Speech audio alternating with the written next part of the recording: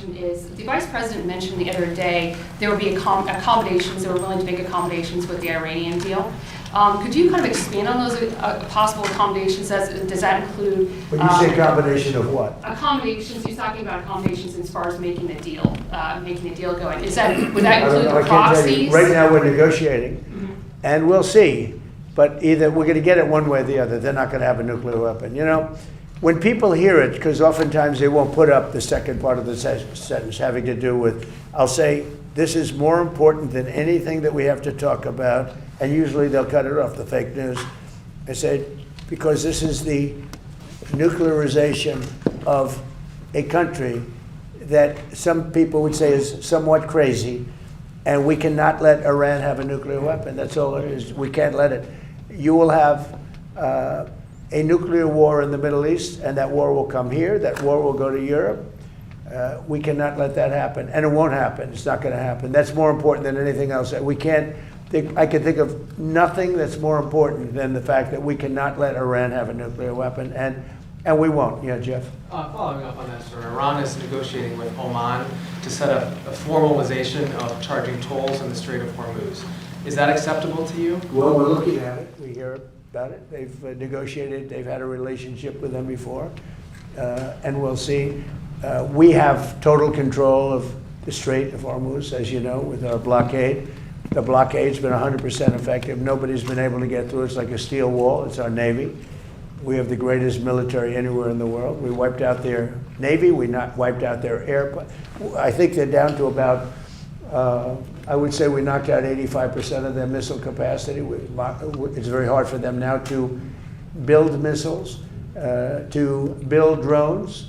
We have great drone technology, anti-drone technology now that, frankly, we didn't have even 2 months ago. We have unbelievable drone technology, both for making them and also for knocking them down.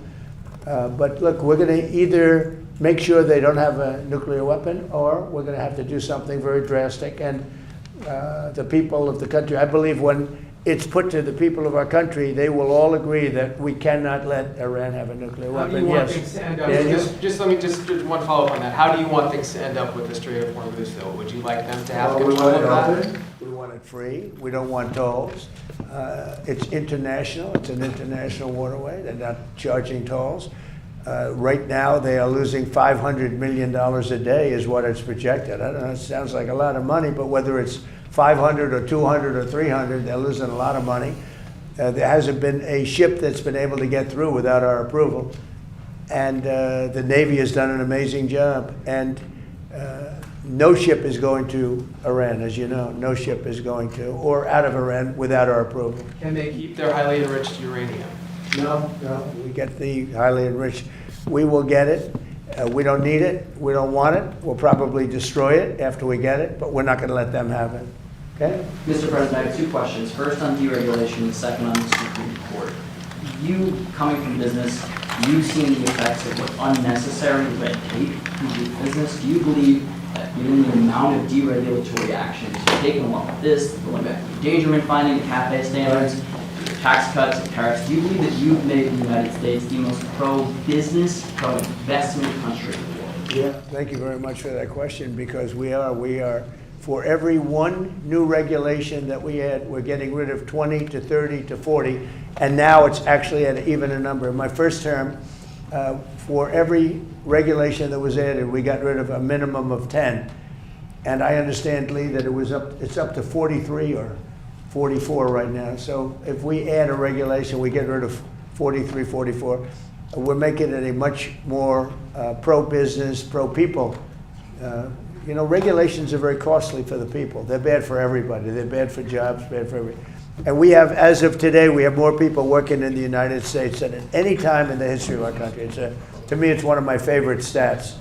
But we have more people today working in the United States than at any time in the history. And this is with the Iran conflict. That'll end soon, very soon. And when it ends, your gasoline prices will go down lower than they were before. You know, I left Iowa a few months ago, and gasoline was at $1.85 a gallon. That's right. And we'll be hitting numbers like that again. Mr. President, on the Supreme Court. We'll be hitting them in a much nicer way, by the way. we will be hitting them, and we will have a country that will not have a nuclear weapon. Yeah, Now, Daniel? the Supreme Court If you like this video, then like, share and subscribe to Mirror Now.